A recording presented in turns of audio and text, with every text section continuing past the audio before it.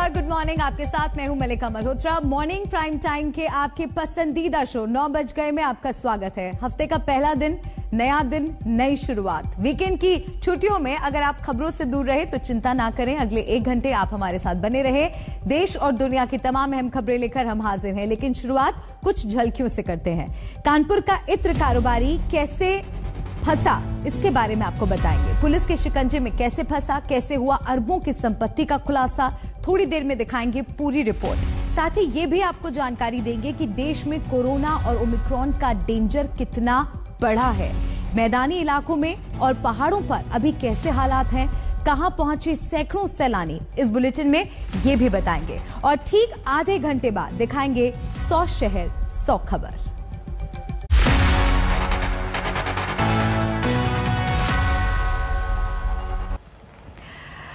शुरुआत करते हैं कानपुर के इत्र कारोबारी पीयूष जैन की गिरफ्तारी की खबर से। करीब 3 दिन तक चली छापेमारी के बाद पीयूष जैन को कल जीएसटी इंटेलिजेंस ने गिरफ्तार कर लिया। जैन के कानपुर और कन्नौज के ठिकानों से करीब 350 करोड़ की नकदी और अचल संपत्ति मिली है। जैन पर यह कार्रवाई जीएसटी चोरी के इल्जामों में हुई है। ये बड़ी खबर आपको बता रहे हैं। और जानकारी के मुताबिक 120 घंटे की जांच हुई है और 50 घंटे की पूछताछ के बाद पीयूष जैन को गिरफ्तार किया गया है। जांच में पीयूष जैन की 16 बेशकीमती प्रॉपर्टी के दस्तावेज मिले हैं। कानपुर में 4, कन्नौज में 7, मुंबई में 2, दिल्ली में 1 और दुबई में भी 2 प्रॉपर्टी के दस्तावेज मिले हैं।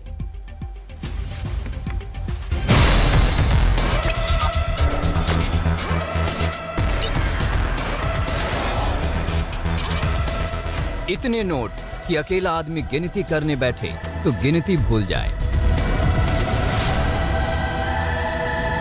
ये कानपुर के इत्र कारोबारी पीयूष जैन का खजाना है, जिसे गिनने के लिए जब हाथ कम पड़ गए तो नोट गिनने वाली मशीनें मंगवानी पड़ गई। पहले कानपुर और फिर कन्नौज के पुश्तैनी मकान में छापे से बेहिसाब नकदी का खजाना मिलने के 3 दिन बाद कल इत्र कारोबारी पीयूष जैन को गिरफ्तार कर लिया गया। पीयूष की गिरफ्तारी जीएसटी इंटेलिजेंस ने की है। जानकारी के मुताबिक पीयूष जैन के घर से अब तक 257 करोड़ कैश बरामद हो चुका है। यही नहीं, सोना चांदी समेत करीब 100 करोड़ की अचल संपत्ति भी मिली है।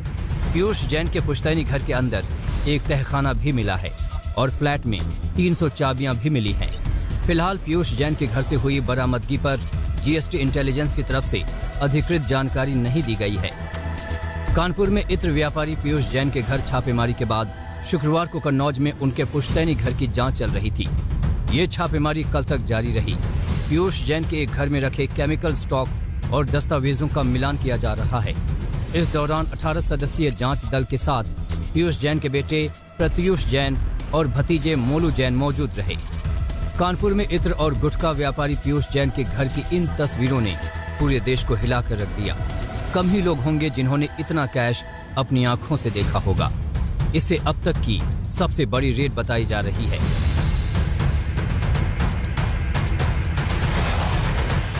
कानपुर की रेड शुक्रवार रात ही खत्म हो गई थी, लेकिन इनकम टैक्स और जीएसटी इंटेलिजेंस के अधिकारी पीयूष जैन के बाकी ठिकानों की खाक छानते रहे। कन्नौज के छिपट्टी मोहल्ले की गलियों में बना ये घर कई घरों को मिलाकर तैयार किया गया है। सोचिए, इसमें 8 दरवाजे और 16 खिड़कियां हैं, यानी घर के किसी भी छोर से आवाजाही की जा सकती है। हर दरवाजा मजबूत लोहे का है, जिसमें अंदर झांकने जैसा कोई इंतजाम नहीं है। आम सा दिख रहा ये घर एक तरह से किले में तब्दील है। 300 चाबियों की बरामदगी से समझ सकते हैं कि इस घर में कितनी तिजोरियां और दरवाजे होंगे। अधिकारियों के सामने तिजोरियों और चाबी का मिलान मुश्किल हो गया तो तालों को काटना पड़ा।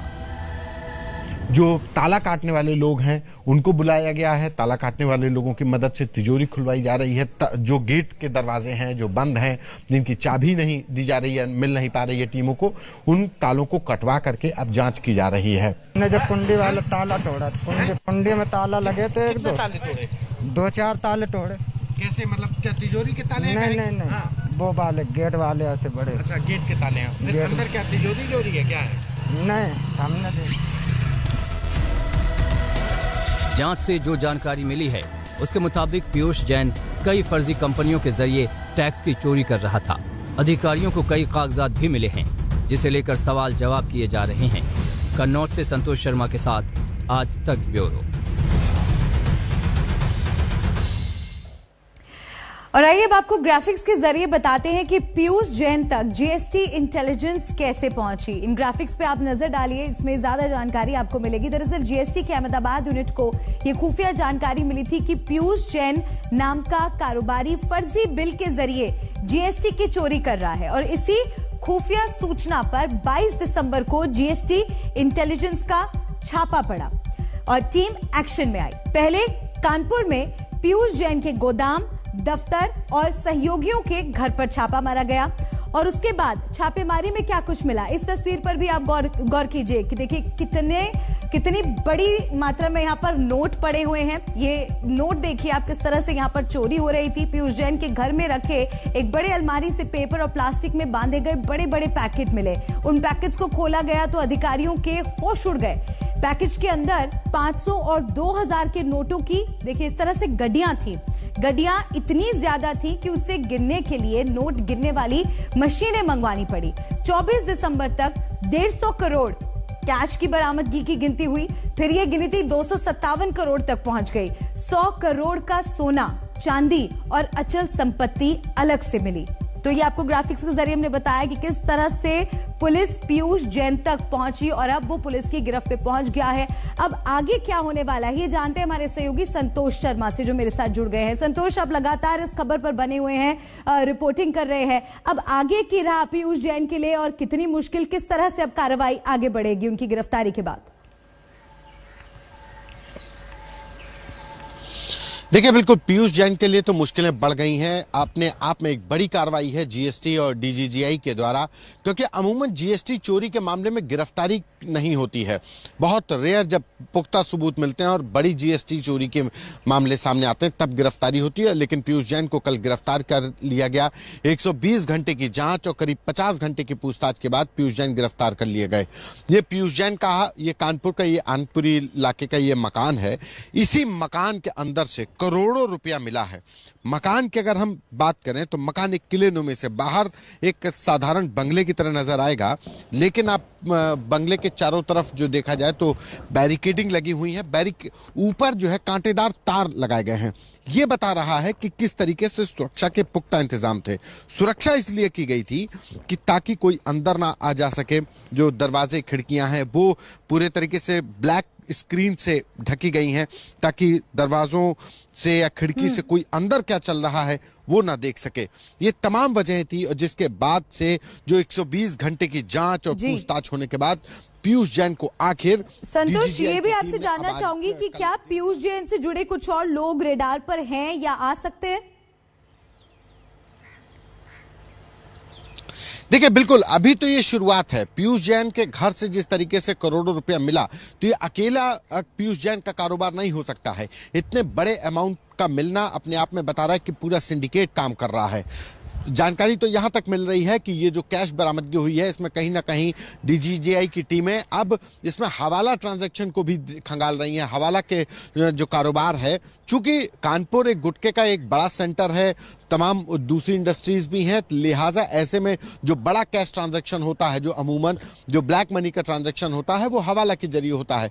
तो अब कहीं ना कहीं हवाला ट्रांजैक्शन की तरफ भी जांच मुड़ चुकी है, वहां पर भी जांच की जा रही है, क्योंकि इतनी बड़ी बरामदगी अकेले पीयूष जैन नहीं, तमाम अन्य कारोबारियों तक भी ये जांच की आंच पहुंचेगी। जी संतोष, पीयूष को कानपुर से अहमदाबाद ले जाने की तैयारी की जो सूचना आ रही है, तो अहमदाबाद ले जाने का मकसद क्या हो सकता है? क्या गुजरात से भी इस मामले का कोई लिंक? देखिए, इस पूरे मामले की जो कार्रवाई है डीजीजीआई की अहमदाबाद यूनिट ने शुरू की। वहां पर इनको एक ट्रक के अंदर से जो गुटखे का जो माल था वो बरामद हुआ। वहां से जब इन्वेस्टिगेशन का ट्रेल शुरू हुआ तो वो जाकर के कानपुर में पीयूष जैन तक आकर के अटक गया और यहां पर यह कार्रवाई हुई है। लेकिन पीयूष जैन को आज कानपुर की, चूंकि यहां पर गिरफ्तारी हुई है, लिहाजा इनको यहां पर आज कोर्ट में पेश किया जाएगा और कोर्ट में पेश करने के बाद देखना होगा कि जो डीजीजीआई की टीमें हैं, चूंकि टीम अहमदाबाद की है, तो वो इसको अहमदाबाद ले जाती है या यूपी यूनिट और कानपुर यूनिट के हवाले करती है, ये देखना होगा। लेकिन आज इनको, जहां तक हमारे पास जानकारी मिल पा रही है, कि जो पीयूष जैन को कानपुर जो जीएसटी कोर्ट है वहां पर पेश किया जाएगा। शुक्रिया संतोष इस जानकारी के लिए। तो जाहिर सी बात है, बहुत बड़ा मामला है तो उस पर सियासत भी जमकर हो रही है। पीयूष जैन पर छापेमारी के बाद जमकर सियासत शुरू हुई। समाजवादी पार्टी के सुप्रीमो अखिलेश यादव बगैर नाम लिए सरकार पर तंज कस रहे हैं तो सीएम योगी सीधा पलटवार कर रहे हैं। आपने देखा होगा पिछले 2-3 दिनों से लगातार समाजवादी पार्टी से जुड़े हुए एक व्यक्ति ने जो कहता था, कभी समाजवादी इत्र की बात करता था, तब हमारे प्रदेश अध्यक्ष जी ने कहा था ये समाजवादी इत्र नहीं, समाजवादी बदबू है जो गरीबों की बददुआ को लेकर के प्रदेश के अंदर फैलाया जा रहा है। ये गरीबों की आह का प्रतीक है। किसी गरीब को मकान से, किसी गरीब को अन्न से, किसी गरीब को शासन के अन्य योजनाओं से वंचित करके जो पैसा इन्होंने लूट करके रखा था, आज दीवालों से कैसे निकल रहा है, इसका प्रमाण आज आप देख रहे होंगे कि कल 257 करोड़ रुपए और कई किलो सोना और चांदी निकला। आज भी लगभग 100 करोड़ रुपए और कई किलो सोना और चांदी निकल रहा है। ये पैसा गरीब का पैसा है और गरीब का पैसा सत्ता के संरक्षण में कैसे लूटा जाता था, इसका प्रमाण भी है। तो इस कार्रवाई पर अखिलेश यादव भी सवाल उठा चुके हैं और देखना होगा कि इस पूरे मामले पर अब राजनीति कितनी दूर तक खींचेगी। आगे बढ़ते हैं और अब बात रायपुर में हुए धर्म संसद की करेंगे। हिंदू धर्म के उत्थान को लेकर आयोजित 2 दिवसीय धर्म संसद में ऐसी बातें कही गईं कि देश शर्मसार हो गया। धर्म संसद में एक वक्ता ने राष्ट्रपिता के लिए खुलेआम अपशब्द कहा। हालात ऐसे हो गए कि कुछ संत धर्म संसद छोड़कर बाहर आ गए। नाथुराम गोडसे जी को नमस्कार है, मार डाल। ये एक संत की बोली है, ऐसी बोली कि हम आपको हूबहू सुनवा भी नहीं सकते। हमें बीप का सहारा लेना पड़ रहा है और हम सब जिनको भी पूछ रहे हैं वो सब के सब राजा ही लोग हैं। कहने को तो ये धर्म संसद था, लेकिन एक धार्मिक मंच पर राष्ट्रपिता महात्मा गांधी के बारे में ऐसी अधार्मिक बातें कही गईं कि देश शर्मसार हो गया। धर्म संसद में बुलाए गए कालीचरण महाराज का संबोधन सुनिए। का टारगेट राजनीति के द्वारा राष्ट्र कब्जाना है। उन्होंने हमारे आंखों के सामने 47 में कब्जा लिए भैया, 2 कब्जा है हमारे आंखों के सामने। ईरान, इराक, अफगानिस्तान तो पहले ही कब्जा चुके थे। बांग्लादेश और पाकिस्तान हमारे सामने कब्जाया, उन्होंने राजनीति के द्वारा कब्जाया। मोहनदास करमचंद गांधी ने सत्यानाश किया। और नाथुराम गोडसे जी को नमस्कार है, मार डाला।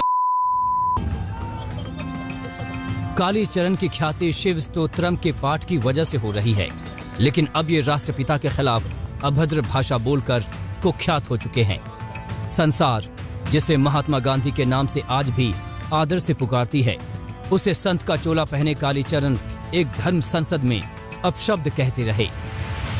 और नाथुराम गोडसे जी को नमस्कार है, मार डाला।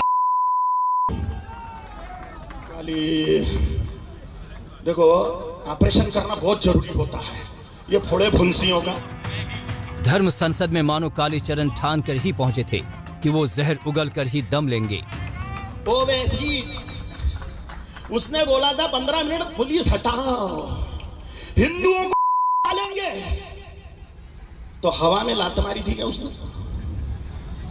नहीं, हवा में लात नहीं मारी उसने। सच्ची में मुसलमानों की तैयारियां हैं। खुलेआम बगैर किसी विरोध के इतना सब कुछ बोल लेने के बाद भी कालीचरण महाराज को लगता है कि हिंदू धर्म खतरे में है। राजा कट्टर हिंदूवादी बिठा,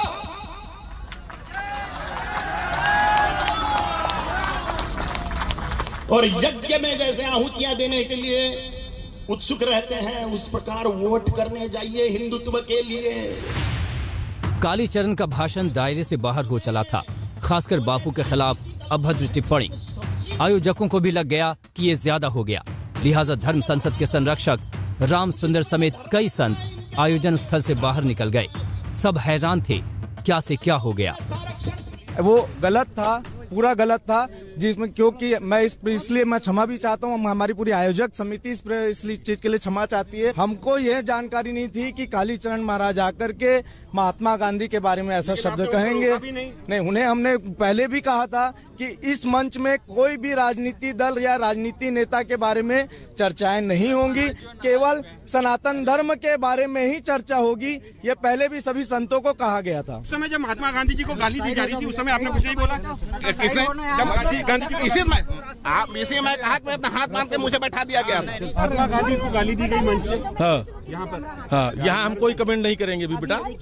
अभी यहाँ शांति है, वो जो माहौल है साधु, उसे शांत करना है। 2 दिन के इस आयोजन में छत्तीसगढ़ के मुख्यमंत्री भूपेश बघेल को भी आना था, लेकिन वो नहीं आए। इससे पहले हरिद्वार में भी धर्म संसद का आयोजन किया गया, जहां इसी तरह के भाषण दिए गए थे। हेमेंद्र शर्मा, रायपुर, आज तक। आगे बढ़ते हैं और अगली खबर का रुख करते हैं। अब बात पंचायत राज्यों के चुनाव पर मंडराते ओमिक्रॉन के खतरे की। माना जा रहा है कि फरवरी में कोरोना की तीसरी लहर आएगी। ऐसे में क्या चुनाव कराना सही होगा? इसी संकट पर विचार करने के लिए आज चुनाव आयोग और स्वास्थ्य मंत्रालय के अधिकारियों की मीटिंग हो रही है। चुनाव आयुक्त और स्वास्थ्य सचिव समेत दोनों तरफ से अधिकारी भी शामिल होंगे। आपको बता दें कि अगले साल की शुरुआत में 5 राज्यों में विधानसभा चुनाव है। ये राज्य उत्तर प्रदेश, उत्तराखंड, पंजाब, गोवा और मणिपुर हैं। पिछले दिनों इलाहाबाद हाईकोर्ट ने केंद्र सरकार को सुझाव दिया था कि कोरोना के संकट को देखते हुए यूपी में चुनाव में 1-2 महीने के लिए टाल दिया जाए। संजय शर्मा मेरे सहयोगी मेरे साथ जुड़ गए हैं, उनका रुख करते हैं। जिस तरह से ओमिक्रॉन के जो मामले हैं देश भर में संजय फैल रहे हैं, जाहिर सी बात है चुनाव आयोग का जो सुझाव था वो एक अच्छी दिशा में था कि अगर मामलों को रोकना है, अगर रफ्तार को कम करना है, तो उसके लिए अगर चुनाव 1-2 महीने के लिए टाल दिए जाए तो अच्छा रहेगा। क्या लगता है कि क्या आज इस पर कोई निर्णय लिया जाएगा? ये इलाहाबाद हाईकोर्ट की टिप्पणी थी कि चुनाव आयोग चुनाव टाल दे, लेकिन चुनाव टालने के लिए जरूरी है कुछ संवैधानिक कुछ मुश्किलें आ सकती हैं। मुश्किलें ये कि कुछ चुनौतियां हैं जिनको दूर करना होगा। अव्वल तो ये कि 15 मार्च तक उत्तर प्रदेश विधानसभा का चुनाव कार्यकाल सबसे पहले समाप्त हो रहा है, बाकी उसके बाद अन्य विधानसभाओं की बात होती है। तो ऐसे में एक भी दिन कार्यकाल अगर बढ़ाना है तो संसद को संविधान में संशोधन करना पड़ेगा, उसके बाद ही कार्यकाल बढ़ सकता है, या फिर वहां राष्ट्रपति शासन लगाया जाए, जिसके लिए सदन बुलाने की जरूरत है। चुनाव आयोग के अधिकारियों से हमारी बात हुई, स्वास्थ्य मंत्रालय के अधिकारियों के साथ, विशेषज्ञों के साथ उनकी मीटिंग इस बात को लेकर है कि अगर चुनाव अपने शेड्यूल पर कराया जाए तो बीच का रास्ता क्या हो सकता है जिसमें लोगों पर भी पाबंदी रहे और राजनीतिक सरगर्मियों पर भी पाबंदी रहे और पूरे सुरक्षित तौर पर चुनाव कैसे कराए जा सकते हैं, इस पर वो बात कर रहे हैं। और अधिकारियों का ये कहना है कि चुनाव टालने से ज्यादा जरूरी है कि चुनाव कैसे कराए जाएं जिसमें लोगों की सेहत की सुरक्षा भी रहे और साथ ही लोकतांत्रिक प्रक्रिया भी पूरी हो। उन सारी चीजों पर, यानी बीच का रास्ता कैसे निकाला जाए, इसमें स्वतंत्र, निष्पक्ष और सुरक्षित चुनाव कराया जाए, इस पर बात हो रही है। तो मुझे ये लग रहा है कि चुनाव आयोग अगर चुनाव कराता भी है तो एक तो चुनाव प्रचार का समय काफी कम हो जाएगा, दूसरा रैलियों पर पाबंदी रहेगी। गाइडलाइन जो पहले जारी की गई थी, गाइडलाइन का लोग अपने अपने हिसाब से उसको गाइड करने लग गए थे। तो अब ये होगा कि चुनाव आयोग सख्ती बरतेगा और सख्ती बरतने के साथ ही ये ऑब्जर्वर्स बढ़ाए जाएंगे और ये देखा जाएगा कि कहीं कोई मनमानी ना करे, और मनमानी करे तो तुरंत नजर बनाए रखेगा। आगे भी आपके पास रुक करेंगे और इसी पर सबकी नजर टिकी हुई है कि इलाहाबाद हाईकोर्ट ने जिस तरह का सुझाव दिया था, क्या उस पर कोई बड़ा फैसला आ सकता है? क्या इस बैठक के बाद चुनाव की तारीखों का भी ऐलान जल्द हो सकता है? आगे बढ़ते हैं और एक बड़ी खबर आ रही है, वो आपको बता दें। दिल्ली में आज रात 11 बजे से नाइट कर्फ्यू होगा। चुनावों को लेकर सस्पेंस खत्म आज हो सकता है इस बैठक में, लेकिन इस बीच आज रात से दिल्ली में कोरोना कर्फ्यू शुरू होने वाला है। दिल्ली में रात 11 बजे से सुबह 5 बजे तक कर्फ्यू रहेगा। हाल के दिनों में राजधानी में कोरोना के केसेस लगातार बढ़ रहे हैं। अब तक कई राज्य नाइट कर्फ्यू का ऐलान कर चुके हैं। इसमें उत्तर प्रदेश, मध्य प्रदेश, महाराष्ट्र, कर्नाटक, असम, हरियाणा, गुजरात शामिल हैं और दिल्ली में भी आज रात 11 बजे से नाइट कर्फ्यू रहेगा। अरविंद ओझा मेरे साथ जुड़ गए हैं, अरविंद का रुख करते हैं। अरविंद, दिल्ली की इस वक्त जो हालत है, जिस तेजी से मामले बढ़ रहे हैं, उसको देखते हुए ये एक अहम फैसला। जी बिल्कुल, देखिए एक अहम फैसला है और अगर पिछले 24 घंटे की बात करें तो जो 26 दिसंबर का आंकड़ा है, 24 घंटे में 290 कोरोना पॉजिटिव मरीज पाए गए थे, एक शख्स की मौत हो गई थी। तो लगातार जो केसेस बढ़ रहे थे, उसके बाद दिल्ली सरकार ने यह फैसला लिया है कि आज से रात 11 बजे से 5 बजे तक जो नाइट कर्फ्यू है वो लागू होगा। यानी 11 बजे से 5 बजे तक सिर्फ आवश्यक सेवाओं से जुड़े जो लोग हैं वो ही दिल्ली की सड़कों पर दिख पाएंगे, उसके अलावा और कोई नहीं दिख पाएगा। लेकिन आपको बताऊं, ये ठीक 31 दिसंबर के पहले नाइट कर्फ्यू लगाया गया है। जहां इस वक्त मैं मौजूद हूँ, कनॉट प्लेस का एरिया, और पीछे आपको पुलिस कर्मी यहां पर दिखाई देंगे।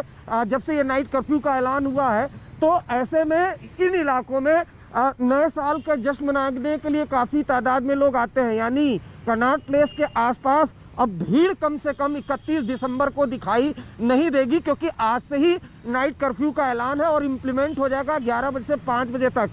पुलिस की मौजूदगी दिल्ली की सड़कों पर रहेगी, ऐसा दिल्ली पुलिस का कहना है, और सख्ती से जो नाइट कर्फ्यू है उसका पालन कराया जाएगा। लेकिन ये एक अहम फैसला है, क्योंकि लगातार जो कोरोना के केस बढ़ रहे थे और जो दूसरी लहर थी जब कोरोना की, उस वक्त दिल्ली ने काफ़ी कुछ झेला है। तो ऐसे में कहीं ना कहीं ये जो नाइट कर्फ्यू का ऐलान किया गया है, ये इसलिए किया गया है कि कुछ हद तक जो वायरस है, जो महामारी है, वो कम फैले, लोगों के बीच संक्रमण कम फैले। तो एक पहला स्टेज है। अब बात मौसम की करते हैं। हिमाचल प्रदेश और उत्तराखंड में कल और आज अचानक मौसम का मिजाज बदल गया। जमकर बर्फबारी हुई। इस बर्फबारी से स्थानीय लोगों की मुसीबत बढ़ गई, जबकि टूरिस्ट के चेहरे खिल उठे हैं।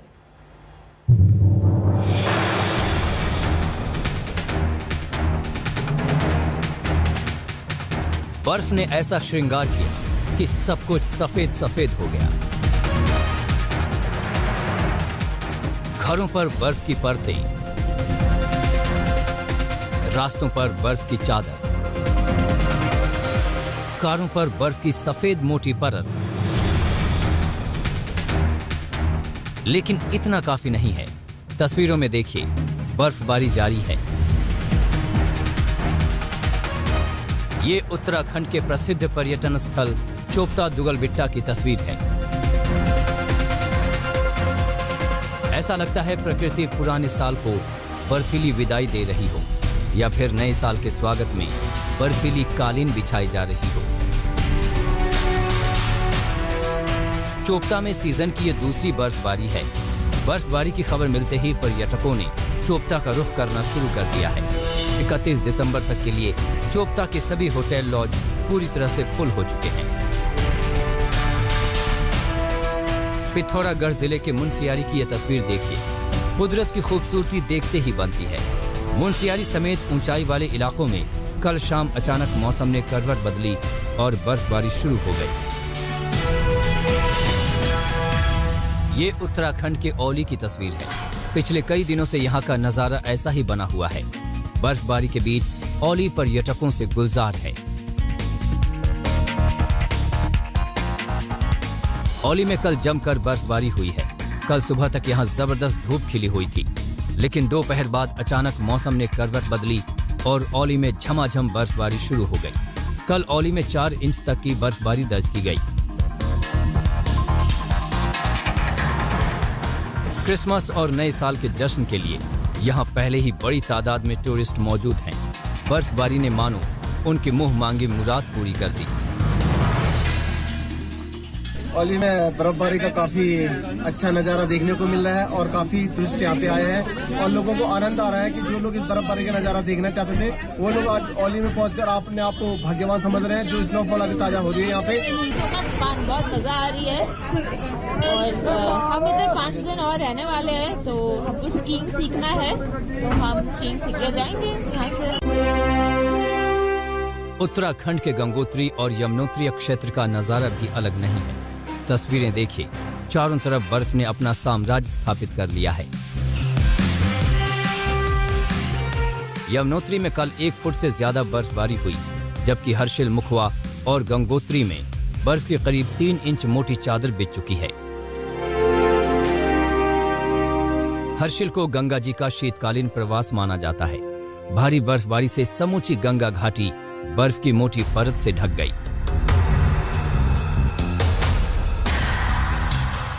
उत्तराखंड की तरह बर्फबारी हिमाचल प्रदेश के पहाड़ी इलाकों में भी हुई है। ये हिमाचल प्रदेश के नरकंडा की तस्वीर है। कल जब बर्फबारी शुरू हुई तो टूरिस्ट गाड़ियां रोककर सड़क किनारे बर्फ का मजा लेने लगे। टूरिस्टों के लिए ये मानो ख्वाब पूरे होने जैसा था।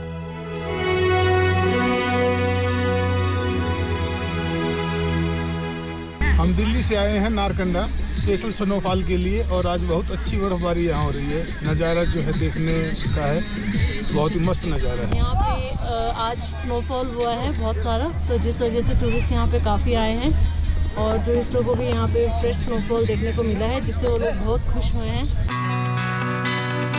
अब बात जम्मू कश्मीर की। पुंछ में हिमपात का ये दौर जारी है।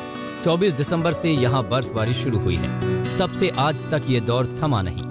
हालात ऐसे हैं कि लगातार पारा गिरता जा रहा है। लोगों की आवाजाही पर संकट बढ़ गया है।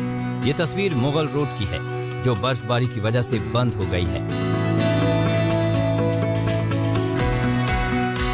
साफ है, एक तरफ बर्फबारी टूरिस्टों के लिए मौज लाती है तो स्थानीय लोगों के लिए आफत। आज तक ब्यूरो।